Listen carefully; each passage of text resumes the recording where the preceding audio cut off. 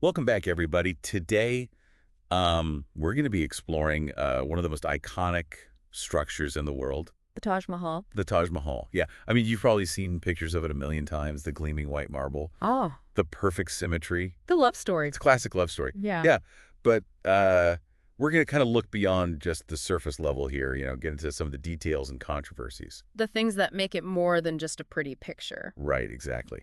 So to kind of start us off, Hmm. I think it would be helpful to go back to the Mughal dynasty itself. Absolutely. I have to admit, my Mughal history is a little rusty. It's a lot to keep track of. It is.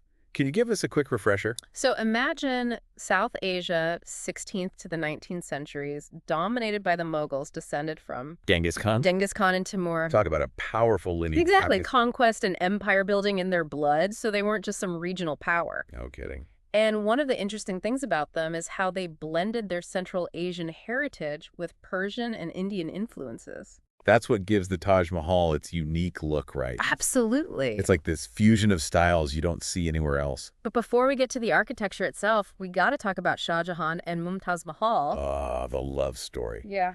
So was it really as epic as everyone says? I mean, royal marriages weren't exactly known for their romance. Right. Usually it's all politics. But their bond was considered exceptional, even in a royal court known for opulence. It must have really stood out. Oh yeah, practically inseparable. Really. Mumtaz Mahal even accompanied Shah Jahan on military campaigns, which was unheard of for women of her status at the time. Wow, so she wasn't just arm candy. She was like his partner. His confidant, advisor, and by all accounts, the love of his life. And then she dies in childbirth. Yeah, in 1631, giving birth to their 14th child. 14 children?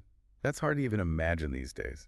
It is, and to lose her after all that, just devastating. So Shah Jahan was heartbroken. Oh, absolutely. Profound grief beard turned white, almost overnight eyesight weakened, they say, from all the tears he shed.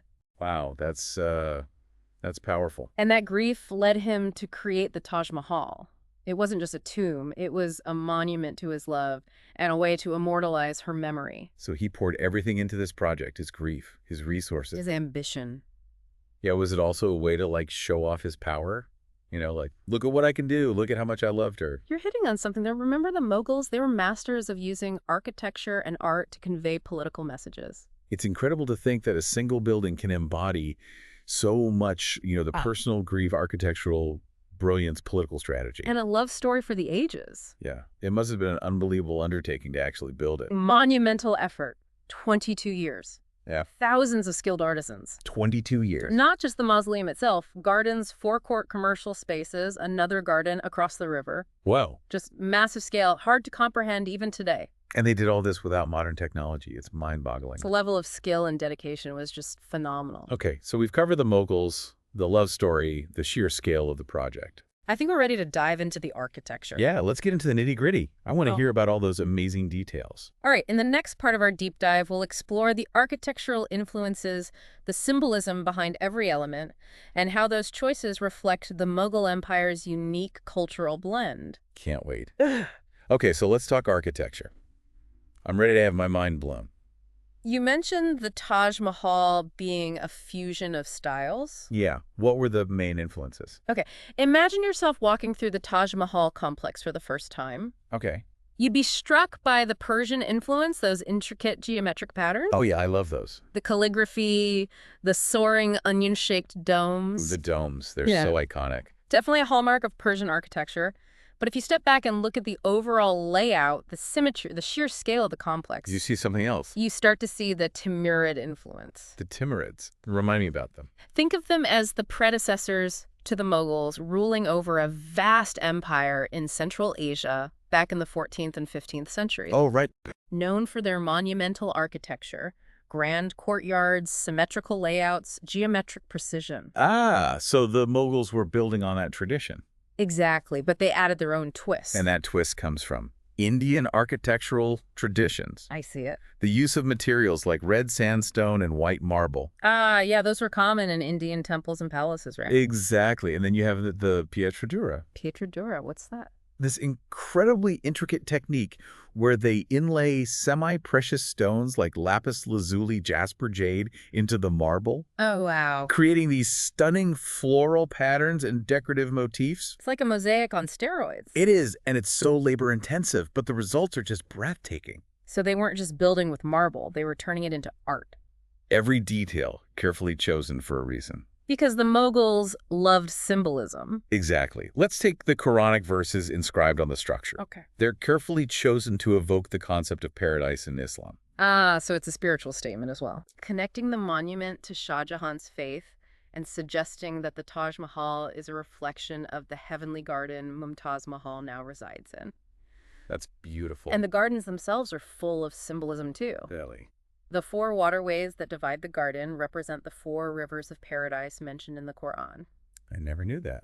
And the abundance of flowers, particularly the cypress trees. Yeah. They were often associated with death and mourning in Persian and Islamic tradition. So it's like every element tells a story. It all works together to create an immersive experience for the visitor. It's incredible how much thought went into every detail. That's Mughal architecture for you. It's not just about creating pretty buildings, it's about using every element to engage the senses and evoke emotions. That's like a multi-sensory experience centuries before we even had that term. You could say that the Taj Mahal was designed to be a journey, a pilgrimage, a place where visitors could connect with the divine, reflect on love and loss, and marvel at human creation. So was it universally loved from the moment it was built? Well, no work of art escapes criticism.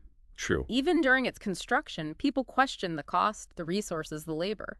Yeah, I can imagine it must have been expensive. It was a huge strain on the empire's coffers, and some people saw it as an extravagance, especially during times of hardship. I guess you can't please everyone. But even the critics couldn't deny the sheer beauty and artistry of the Taj Mahal.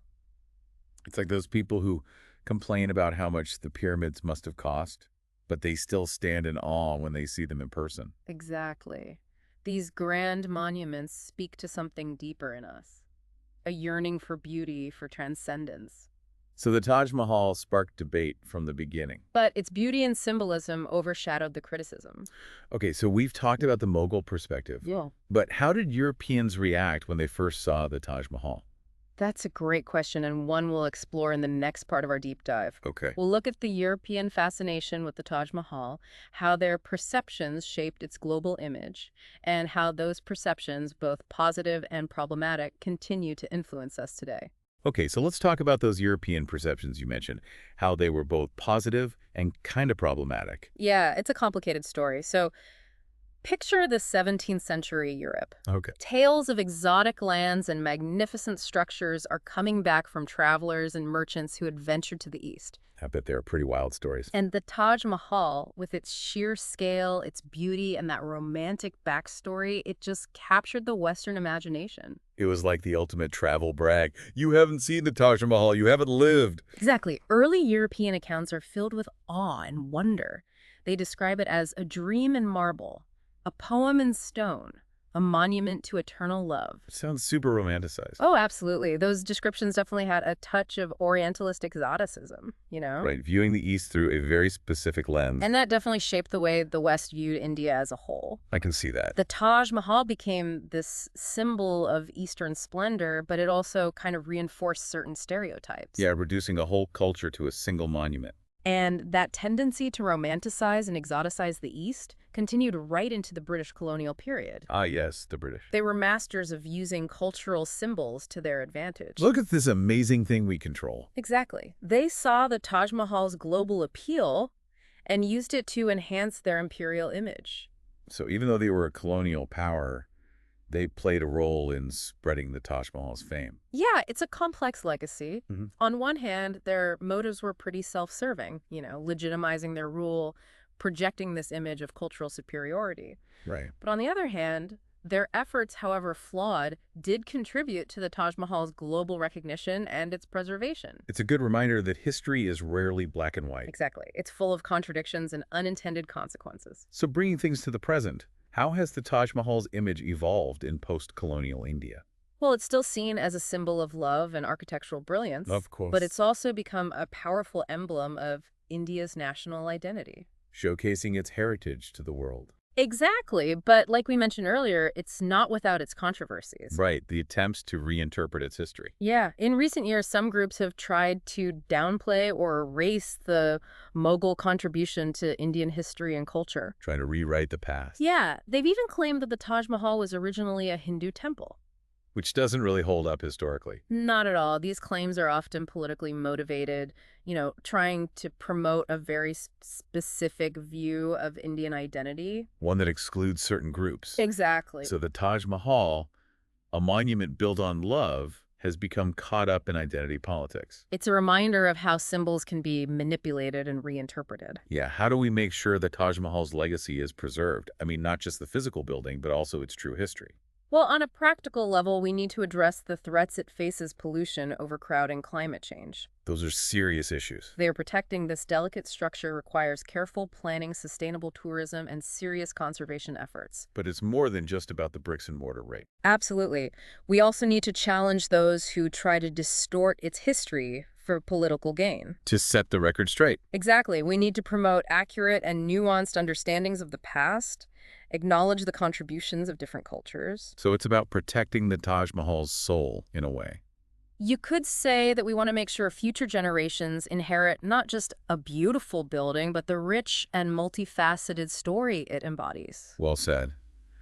I came into this deep dive thinking I knew a fair bit about the Taj Mahal. Oh, yeah. But I've learned so much more than I expected. That's the beauty of history, isn't it? It's an ongoing conversation. It definitely is, and thanks for guiding us on this journey through the history, the artistry, the legacy of the Taj Mahal. My pleasure. And to all our listeners out there, we encourage you to keep exploring, delve deeper into the stories, the controversies, the history of this remarkable monument. And if you're interested in more deep dives on fascinating historical wonders, don't forget to subscribe.